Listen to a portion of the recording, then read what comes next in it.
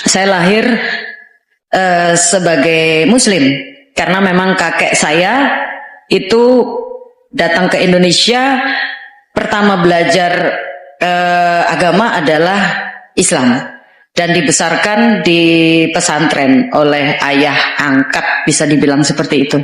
Sampai akhirnya kakek saya memiliki salah satu pesantren yang terbesar di Jawa Timur, muridnya dari seluruh Indonesia.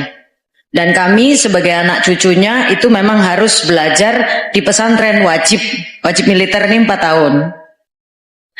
Jadi kami harus khatam Al-Quran lebih dari 1 kali, dan harus mengerti kitab kuning, itu wajib, dan harus pandai mengumandangkan ayat-ayat suci yang namanya kayak MTQ gitu. Saya lomba menang juara dulu waktu SD. Itu juara MTQ sekabupaten, Pak. Puji Tuhan. Shalom Bapak Ibu Saudara yang dikasih oleh Tuhan. Salam sejahtera buat kita semua. Kembali lagi bersama saya dalam channel ini. Dan Bapak Ibu Saudara, kali ini kita akan melihat cuplikan-cuplikan kesaksian para murtadin yang menerima Kristus sebagai Tuhan dan Juru Selamat mereka pribadi. Dan dalam cuplikan-cuplikan ini mereka akan menyampaikan bagaimana perjalanan spiritual mereka mulai dari tidak mengenal Tuhan hingga mereka menerima Tuhan Yesus sebagai Tuhan dan Juru Selamat, dan mereka menyaksikan semua perjalanan-perjalanan mereka bersama-sama dengan Tuhan. Dan perlu diketahui Bapak Ibu Saudara, mereka ini bukan orang yang biasa-biasa saja. Dari latar belakang kehidupan keluarga mereka adalah orang-orang yang mumpuni.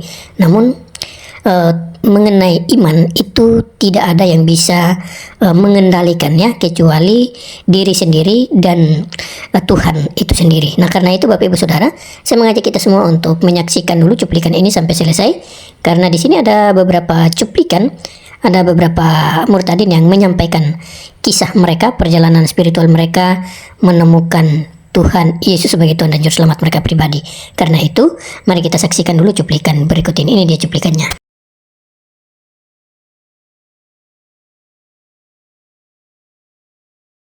Shalom Bapak Ibu, sudah memperkenalkan nama lengkap saya Indah Winarni Jonan dari nama keluarga. Indah Winarni itu nama asli yang diberikan orang tua saya. Kalau nama panggung Indah Winar. Seperti yang Bapak Gembala tadi ceritakan secara singkat, kita pindah ke Bali dari tahun 2017 ini karena suami sudah pensiun dan saya juga sudah selesai semua kontrak dengan TV di Jakarta. Jadi kami pikir sudah tua, enakan di Bali. Sampun Pak. Jadi ngomong cucu sama menikmati hari tua. Tapi saya seniman, jadi kata pensiun dari seniman adalah tidak bekerja dengan manajemen yang ribet seperti zaman di TV, tapi lebih kepada saat ini kalau saya mau nyanyi, saya nyanyi. Kalau saya lagi nggak mood nyanyi, ya saya nggak nyanyi. Udah itu aja. Baik, kesaksian sedikit. Saya lahir sebagai Muslim karena memang kakek saya itu datang ke Indonesia, pertama belajar agama adalah Islam dan dibesarkan di pesantren oleh ayah angkat, bisa dibilang seperti itu. Sampai akhirnya kakek saya memiliki salah satu pesantren yang terbesar di Jawa Timur, muridnya dari seluruh Indonesia. Dan kami sebagai anak cucunya itu memang harus belajar di pesantren, wajib militer ini 4 tahun. Jadi kami harus khatam Al-Quran lebih dari 1 kali, dan harus mengerti kitab kuning, itu wajib, dan harus pandai mengumandangkan ayat-ayat suci yang namanya kayak MTQ gitu. Saya lomba menang juara dulu waktu SD. Itu juara MTQ sekabupaten, Pak. Puji Tuhan. Terus, tapi memang di dalam seni membaca kitab Al-Quran itu memang ada notasinya kan, ada lagunya gitu. Jadi memang bakat seninya memang Tuhan udah turunkan dari dulu. Sampai saya pindah ke Bali, sekolah di Bali, SMA, terus sampai selesai. Habis itu ketika saya udah mulai dewasa, saya punya teman namanya Riri. Riri ini Chinese entity. Dia Kristen, tapi KTP. Jadi kalau ke gereja itu mesti saya yang dorong-dorong. Dia Katolik, selalu saya bilang hari Minggu, ayo saya anterin ke gereja. Tuhan ada di hati kita kok, jadi tenang aja, nggak perlu gereja kata dia gitu. Sampai akhirnya setiap minggu saya yang nyuruh dia, saya masuk ke gereja ikutan, nemenin dia biar dia nggak kabur maksudnya, biar dia mau ibadah gitu. Sampai saya kenal masuk gereja pertama itu gereja Katolik katedral yang di Puputan itu. Udah sampai di situ terus saya secara profesional sebelum ke Jakarta di Bali itu memang main reguleran Pak. Jadi saya nyanyi bawain lagu-lagu standar sama Om Wance pada saat itu almarhum Om Hamid semuanya beliau sudah meninggal. Di situ memang ada sesuatu gitu dalam hati saya gitu, ada sesuatu yang lobang gitu, yang nggak bisa diisi dengan apapun gitu. Rasanya mau dicari kayak apa, kayaknya masih ada sesuatu. Terus saya lihat ada satu teman saya pemain musik dari Malang itu setiap hari Minggu rapi gitu, terus bawa tas kecil. Saya tanya, Hen, arep neng dia wakmu saya gereja tuh, dia Katolik. Terus yang kamu bawa apa? Alkitab gitu. Oh oke. Pulang dari gereja, saya lihat dia taruh Alkitabnya di kamar kosnya gitu. Terus nggak pernah dibuka-buka yang saya tahu gitu. Terus saya tanya sama dia, Hen, boleh nggak aku pinjam Alkitabnya? Gitu. Kalau kamu lagi nggak pakai, pakai, baca aja. Jadinya dari mulai hari itu setiap hari Minggu pagi, karena kos kita sebelah-sebelahan, Alkitabnya dia setelah dia pulang gereja dikasih ke saya, balik lagi saya balikin ke dia itu Sabtu malam. Jadi saya baca Alkitab itu khatam saya. Saat itu sudah berhenti sampai di situ. Masih dengan teman saya Riri, saya nganter jemput dia kerja. Dia punya mobil tapi nggak bisa nyetir. Akhirnya saya yang jadi sopir. Beberapa kali saya di rumah, saya di kosan itu saya berdoa, saya sholat, saya zikir, saya minta. Yang saya minta lucu Pak, sebelum saya mengenal Tuhan Yesus ini. Karena Sirotol Mustaqim itu kan di satu rambut dibelah 7 ya. Siapapun tidak bisa melewati Sirotol Mustaqim kalau tidak perkenanan Tuhan gitu kan. Kalau dalam bahasa Kristennya. Saya bilang, Tuhan aku minta jalan kebenaran, kok gak tenang hatiku seperti itu. Sampai suatu saat saya mimpi 3 kali berturut-turut mimpi yang sama. Saya ada ketemu sama cowok gondrong pakai baju putih gitu, sendalnya itu kok gemeteran saya. Yang dari kulit itu ada kayak cukungnya begini, terus pakai tali pinggang emas gede gitu. Itu dalam mimpi saya. Dia noleh ke saya senyum kasih tangan kanannya gini. Gitu. Dan perasaan saya itu di Pantai Kute karena saya hobi sekali nongkrong di Pantai Kute zaman dulu yang masih banyak pohon rindang gitu. Di situ saya senang sekali duduk di situ di pantai gitu, nggak ngomong nggak apa, cuma kasih tangan gini. Besoknya lagi saya mimpi yang sama, besoknya lagi saya mimpi yang sama. Saya cerita sama si Riri ini, si Kristen KTP tadi, aku mimpi gini. Pas di kantornya dia, saya lagi jemput, dia langsung buka laci. Dia keluarin satu vas foto kecil gitu, seginilah, kayak gini nggak orangnya, dia bilang gitu sama saya. Mirip-mirip lah, saya bilang, tapi yang di mimpiku tuh ganteng banget. Aku belum pernah seumur-umur lihat orang gantengnya kayak gitu, mukanya tuh bersinar, saya bilang gitu. Itu Tuhan Yesus. Oh marah saya Pak, anak pesantren dibilang ketemu Tuhan Yesus, marah. Harusnya Tuhanmu itu ketemu sama kamu, bukan ketemu sama saya, biar kamu rajin ke gereja, saya bilang. Ngapain Tuhan Yesus Tuhan kamu ketemunya saya gitu. Saya pakai jilbab pula kan gitu. Sudah lama habis itu saya cerita sama tante saya, adiknya bapak saya, dia muslim juga gitu. Tuh, kok aku ngimpi gak enak nih hati ya ketemu gini. Tante saya jawabnya cuma satu, dan waktu itu saya belum dibukakan sih, tabir itu belum Tuhan buka. Oh, kalau nabi yang biasa datang ke mimpi itu Nabi Isa. Dia bilang gitu, kamu akan dapat berkat. dengar kata berkat, happy kan Pak? Wah, untuk dua akeh ini dapat rezeki gitu, seneng saya. Amin, saya bilang amin, amin, amin. Ketemu beberapa teman lagi begitu, sampai akhirnya saya pindah ke Jakarta. Setiap kali bulan puasa 1 bulan penuh, saya stop semua kontrak kerja saya, kecuali TV, karena TV saya nggak bisa stop gitu. Walaupun ini saya tetap harus bekerja, tapi yang off air itu semua dari manajemen saya bilang jangan ambil job. Selama bulan puasa saya akan diem di pesantren karena saya mau nyari Tuhan. Saya keliling tuh Jawa Barat Pak, hampir semua pesantren udah saya samperin semua. Saya bedah ayat Al-Quran satu. Tapi ada beberapa ayat yang semuanya tidak pernah mau buka. Sampai akhirnya saya ketemu sama seseorang yang luar biasa. Balik lagi ke Jember lagi ternyata. Gusmat itu ngajar saya. Dia punya pesantren di Jember juga. Tapi wawasannya luar biasa. Saya cerita semuanya gitu, jawaban dia cuma satu. Dok, kamu yang minta untuk minta jalan kebenaran, kamu tahu nggak di Injil itu dibilang, akulah jalan kebenaran dan hidup. Kowe sing njaluk ketemu karo Yesus, saiki Yesus nemuin kamu. Ya kamu cari dia, ikut dia bilang gitu.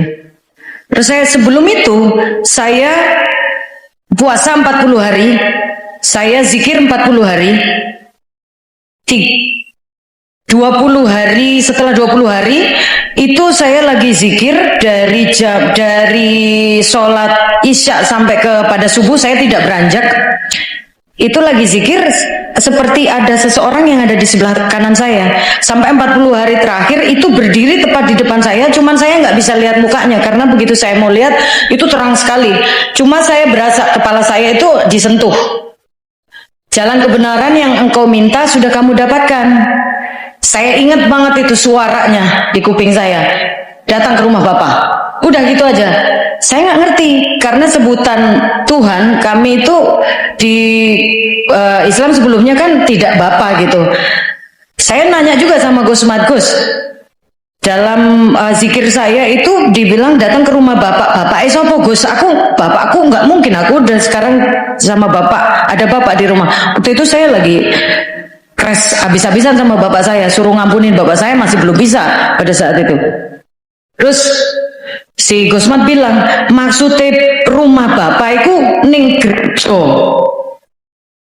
Yang kasih paham saya itu Gusmat, almarhum beliau sudah meninggal. Maksudnya, ya kamu yang minta jalan kebenaran, kamu datang. Kamu pergi ke gereja sekarang, cari si Tuhannya orang Kristen itu, cari Yesus itu. Kan kamu yang minta, katanya, jalan kebenaran. Soalnya jalan kebenaran itu dia. Kalau dipikir-pikir sekarang, saya nih ingat omongannya Gusmat itu. Apakah Gusmat sudah percaya Yesus ya? Kok bisa ngomong kayak gitu? Sementara murid di pesantrennya itu, ratusan loh, banyak gitu. Saya ngobrol berdua gitu, dibuka ayat tentang Isa Al-Masih, dia ini segala macam. Tapi hati saya waktu itu masih sangat menyangkal gitu. Udah nggak apa segala macam. Sampai akhirnya saya ketemu belahan hati saya, Bapak Spencer Jonan. Nah, pacaran kudus nih ceritanya. Gitu, pacaran buka Alkitab, saya buka Al-Quran. Wah, aduh. Oh, dia ngomong gini, saya buka Al-Quran. Pokoknya nggak mau kalah. Dia nggak pernah ngomongin tentang perbedaan Kristen sama Islam. Dia selalu berbicara tentang kesamaan. Itu di Alkitab gini, tak lihat iya ya bodoh. Cuman bedanya adalah kalau Alkitab itu rapi penyusunannya. Ceritanya itu dari Adam sampai Tuhan Yesus sampai perjanjian lama perjanjian baru. Kalau di Al-Quran kan tingklenyit gitu. Tahu kan tingklenyit gitu. Kak, itu urutannya kayak gitu. Nah, saya terakhir waktu itu dia ngapel ke tempat saya hari Sabtu. Pas dia mau pulang, saya nanya sama dia, Isa itu siapa sih? Gitu. Isa itu siapa? Isa itu ya Yesus. Yesus itu ya Isa. Di situ rasanya kayak ada sesuatu yang meledak. Kalau sekarang kan orang udah tahu ya gitu. Kalau zaman saya sebelum bertobat dulu, kayaknya itu sesuatu yang ditutup gitu. Benar-benar aku nggak tahu. Terus saya mikir, kalau Yesus itu Isa, Isa itu Yesus, berarti saya harus cari ayatnya itu di Al-Quran. Saya buka ayat yang berhubungan dengan Isa alaihi salam, itu saya buka semuanya, dan di situ jelas-jelas terlihat memang dia adalah Tuhan. Di situ saya bilang, saya tersungkur, saya bilang, Tuhan udah panggil saya bertahun-tahun yang lalu, tapi saya bengal, masih nggak mau ini juga. Terus dia nawarin saya, dia nggak jadi pulang, dia bilang, oke, kalau kayak gitu, malam ini juga kamu berani nggak terima Tuhan Yesus? Berani, kenapa enggak? Saya bilang, setelah terima Tuhan Yesus, apa yang harus saya lakukan? Karena saya tahu persis, sudah bertahun-tahun yang lalu Tuhan panggil saya, dan saya masih ngeyel.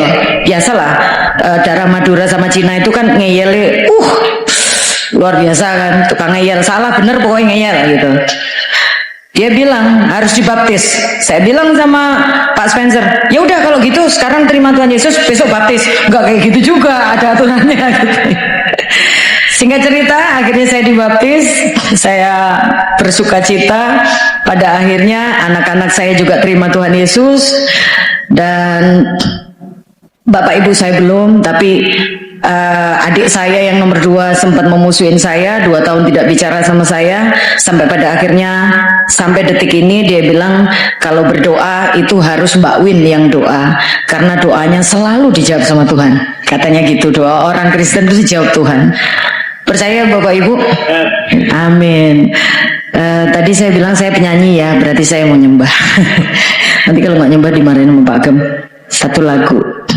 Lagu ini juga ketika minggu lalu Pak Gembala minta saya bawain satu lagu, tapi karena banyak sekali PR saya nggak sempat untuk ngulik, dan saya berdoa lagu apa Tuhan, nggak tahu tuh seminggu ini Tuhan taruh lagu ini, sebenarnya lagu lama juga.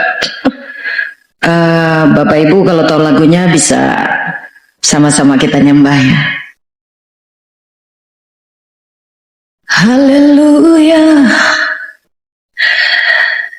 Thank you Lord Jesus for everything.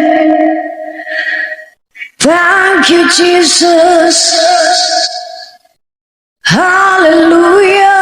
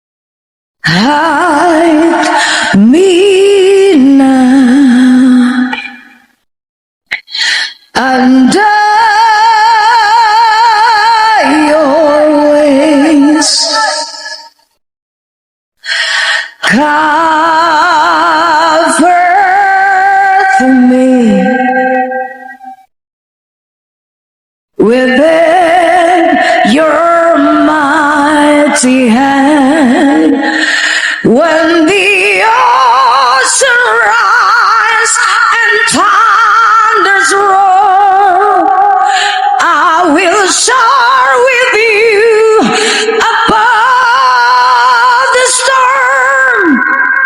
Father, you are King over the flood. I will be still, know you are God.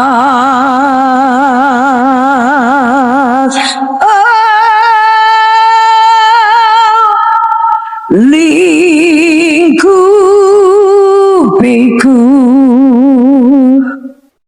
dengan sayapmu,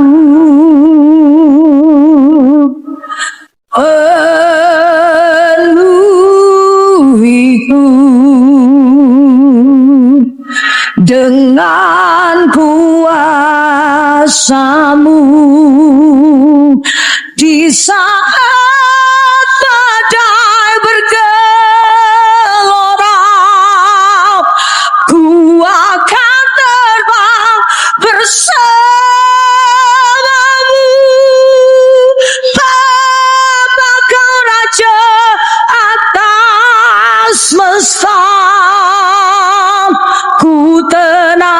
sebab kau Allahku. Itaat badai bergemuruh, ku akan terbang bersamamu. Bapa kau Raja atas semesta, ku tenang sebab kau Allahku. Di saat badai bergelora, ku akan terbang bersamamu. Bapa kau Raja atas semesta, ku tenang sebab kau Allahku. I will be still, know you are God. Ku tenang sebab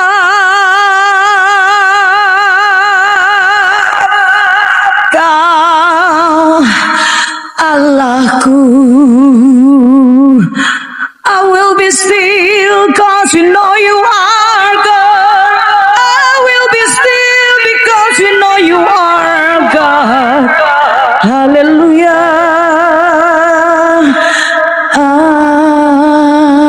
Amin. Tuhan Yesus memberkati Bapak Ibu semua.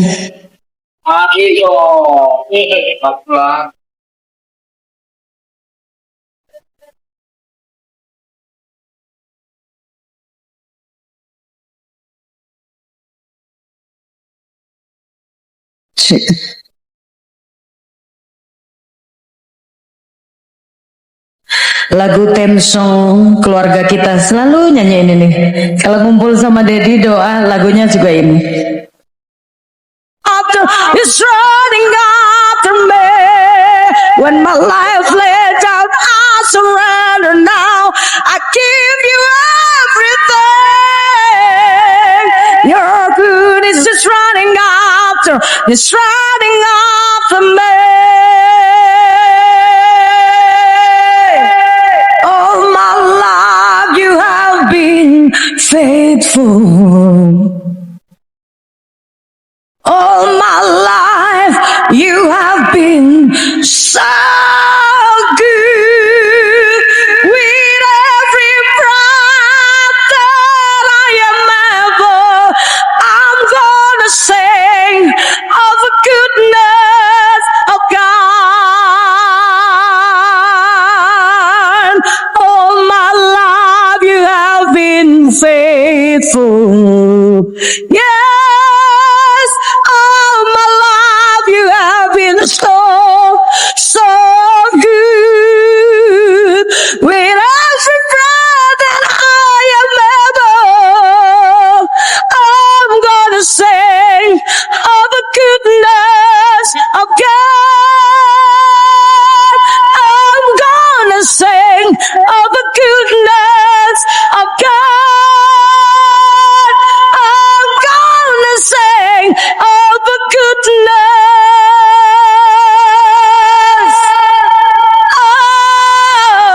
of God.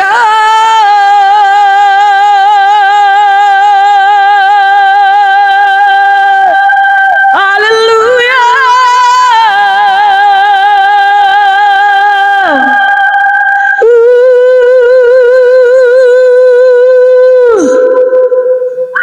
Dan Yesus berkati semuanya.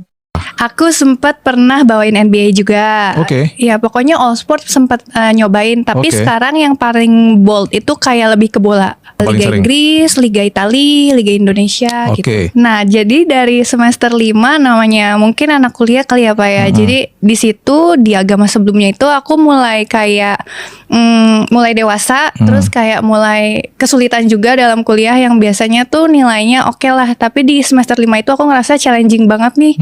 Kuliah di prodi ini gitu. Aku mulai kayak minta bantuan siapa ya kayaknya orang tuh nggak bisa gitu. Aku mulai rajin ibadah di agamaku sebelumnya, tapi semakin aku rajin ibadah di agamaku sebelumnya, terus kayak baca kitab di agama sebelumnya, kok aku ngerasa ada ayat-ayat tuh yang nggak mensejahterakan jiwaku, malah kayak menjustifikasi gitu. wow.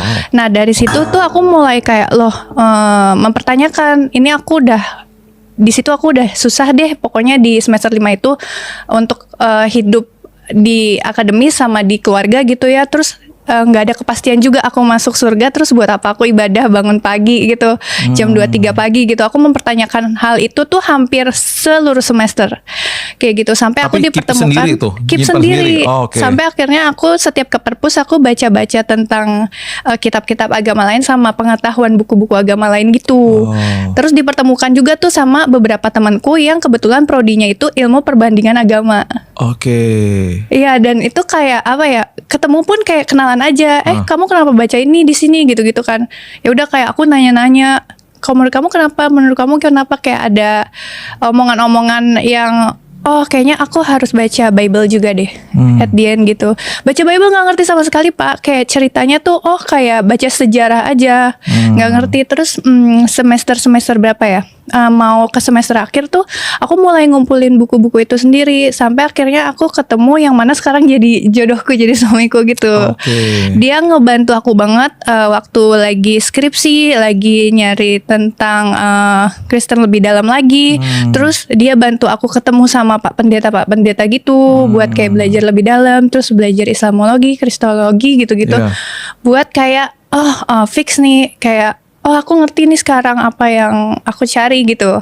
Terus Apa yang membuat Kartika bilang gini, wah ini dia nih yang gue cari, ini jawabannya di sini. kepastian itu Pak. Kepastian Iya, tentang kekekalan itu bersama-sama dengan kayak Tuhan. sama Tuhan. At the end Wow. kita tuh sama Tuhan gitu. Yes, yes. Bukan kita di laundry dulu, atau bukan kita dilempar dulu ke neraka karena dosa-dosa kita Iya, gitu. iya, iya. Karena kayak dulu tuh aku mikir nggak fair aja Pak. Kayak kita udah susah payah di dunia, kayak memberi terus kan. Kayak kita udah misal puasa, misal kita udah sedekah lah gitu, tapi kok kita udah jadi orang baik, tapi kok kita dengan dosa yang sekecil itu kita masih belum bisa mencapai surga gitu. Sedangkan itu kan yang semua orang mau gitu. Saking itu semester 5 aku saking susah payahnya gitu loh Pak. Sampai mikirnya segitu sampai ya? mikirnya segitu ya, ini buat apa sih ya aku belajar ini? Anak semester 5 biasanya mikirin lagi fun-funnya, nih mikirin keselamatan. Hebat, Iya, aku luar sampai biasa ya. ini ngapain aku ngitung ini semua buat apa ya kan?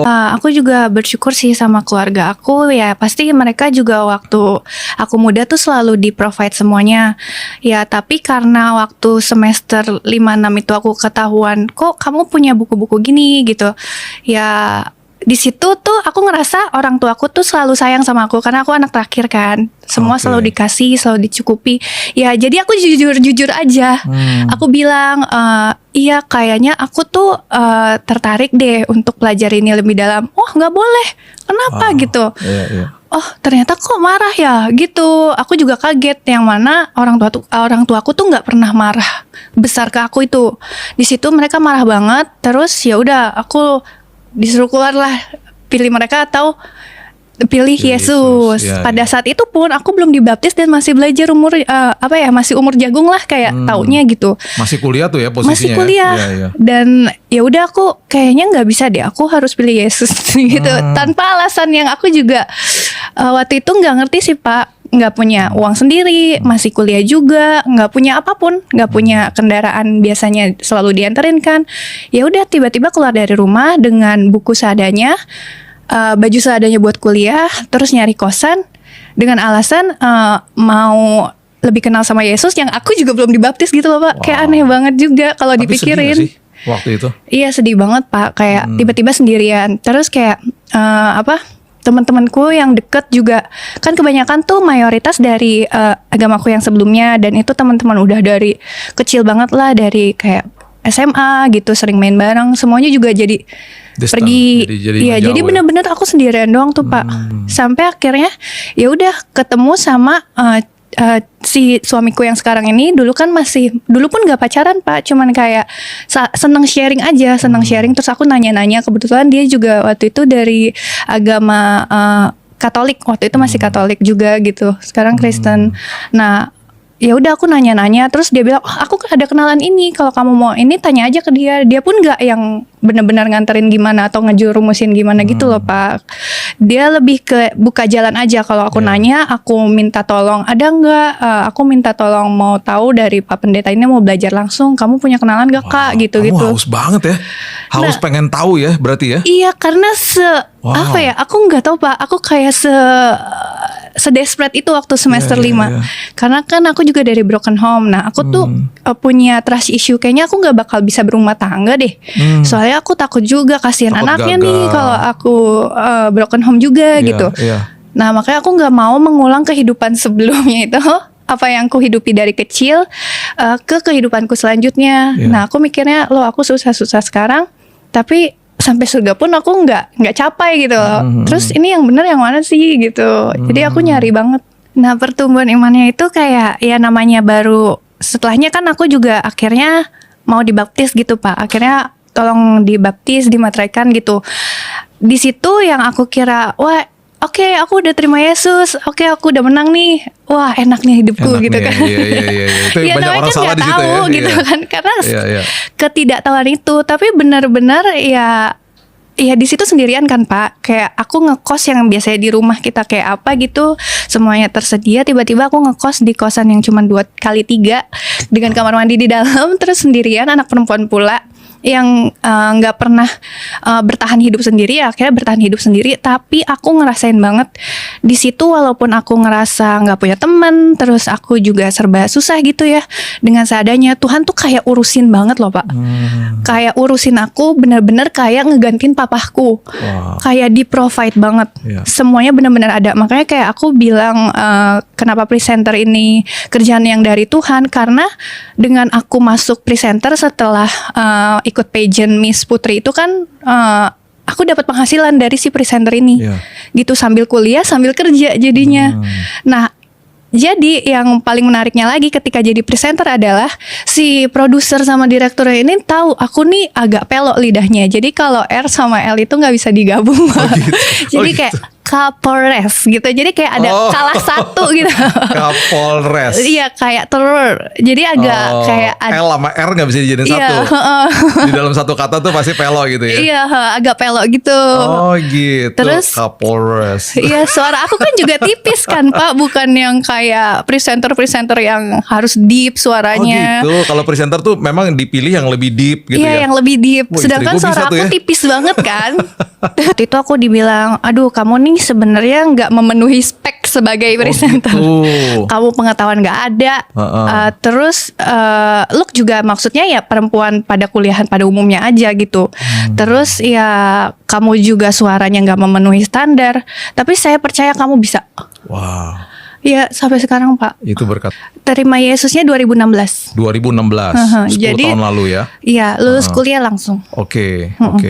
Wow, terus sekarang ini udah berkeluarga, Udah. ada anak, Udah. ada anak. Nah, punya tantangan baru lagi pastinya ya, tantangan Yes. di keluarga sampai jadi mother gitu ya. Iya.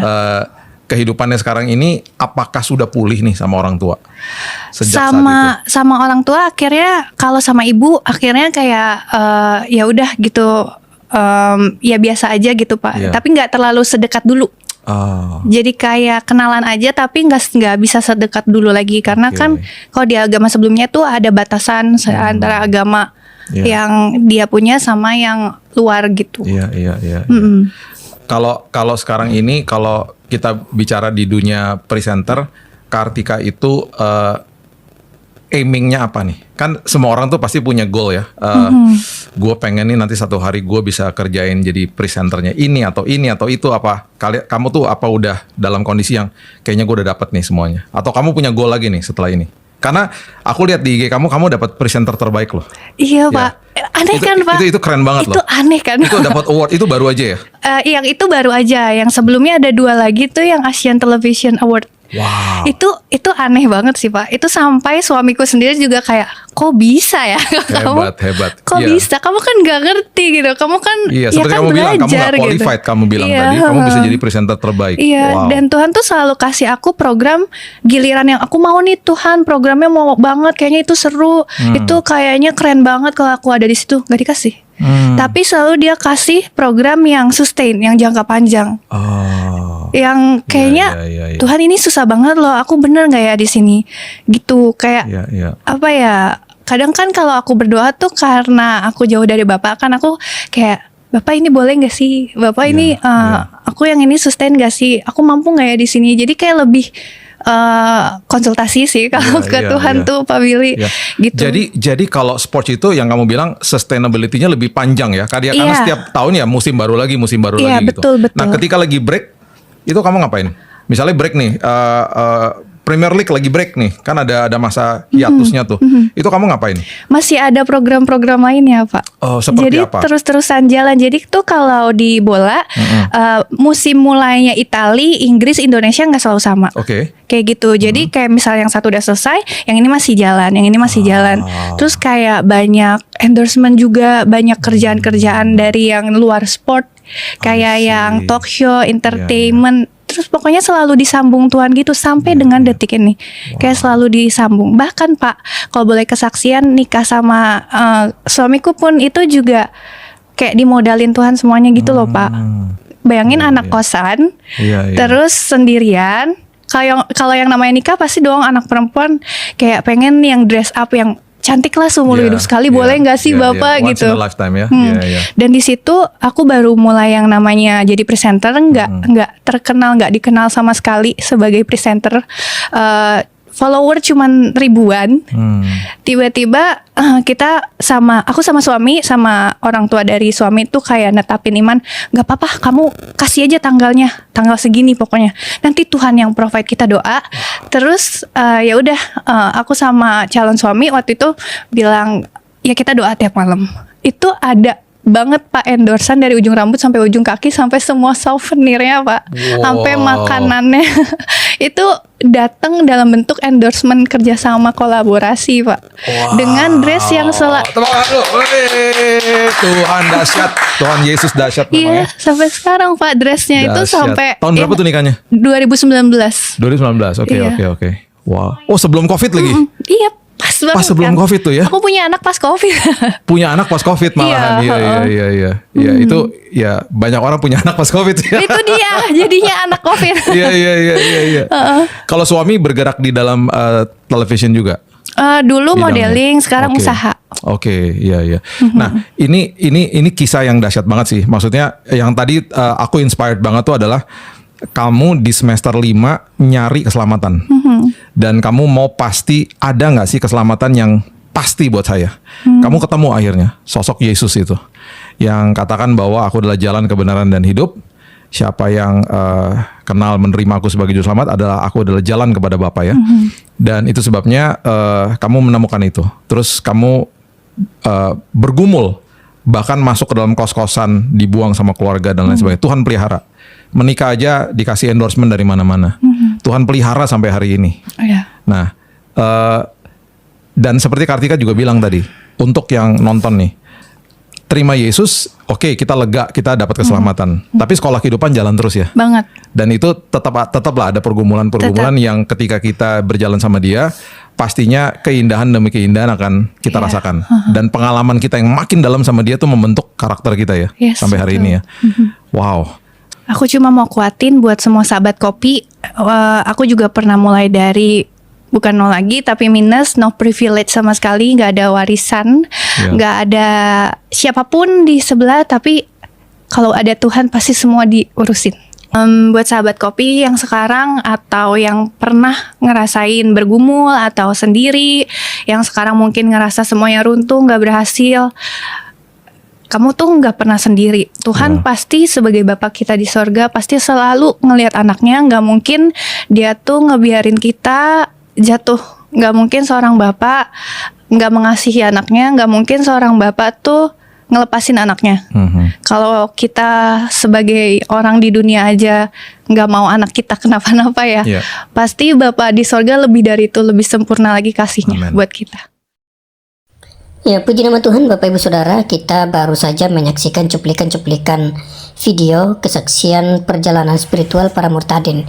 Ya, dari kisah-kisah ini juga menjadi pelajaran penting bagi kita untuk merefleksikan diri bagaimana kehidupan yang harusnya sungguh-sungguh bergantung kepada Tuhan dan bagaimana kita hidup di hadapan Tuhan. Dan memang ketika kita hidup berkenan di hadapan Tuhan bukan berarti kita terlepas dari persoalan-persoalan hidup. Ya, bagi saya setiap masalah-masalah hidup yang sedang dialami, yang sedang kita alami adalah sebagai pengingat bahwa betapa pentingnya kehidupan kita itu untuk bergantung kepada Tuhan. Ya, bukan berarti ketika kita percaya Tuhan dengan sungguh-sungguh lalu masalah juga menghindar, bukan seperti itu.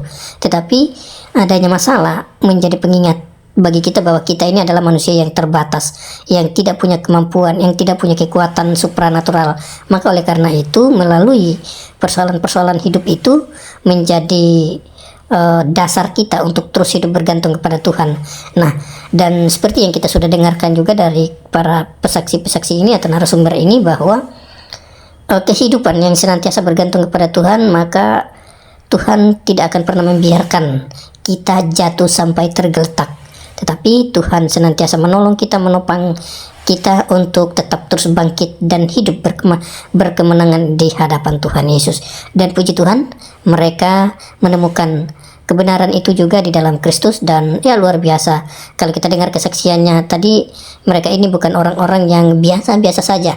Salah satunya adalah penyanyi religi Muslim dan salah satunya adalah seorang presenter presenter TV, baik itu di liga-liga sepak bola dan lain sebagainya. Tetapi kemampuan itu atau kehebatan itu tidak menjamin mereka untuk hidup tenang, hidup damai tanpa ada kuasa Tuhan. Nah, tetapi melalui karya keselamatan yang sudah Tuhan berikan kepada mereka, akhirnya ketika mereka hidup sungguh-sungguh dan berkenan kepada Tuhan, mereka mengambil satu keputusan atau langkah yang tepat dan percaya kepada Tuhan Yesus. Dan puji Tuhan, kehidupan mereka terus diubahkan dan terus hidup berkemenangan di dalam Kristus. Ya, itu saja dari saya. Kiranya Tuhan Yesus memberkati. Salam damai sejahtera. Shalom.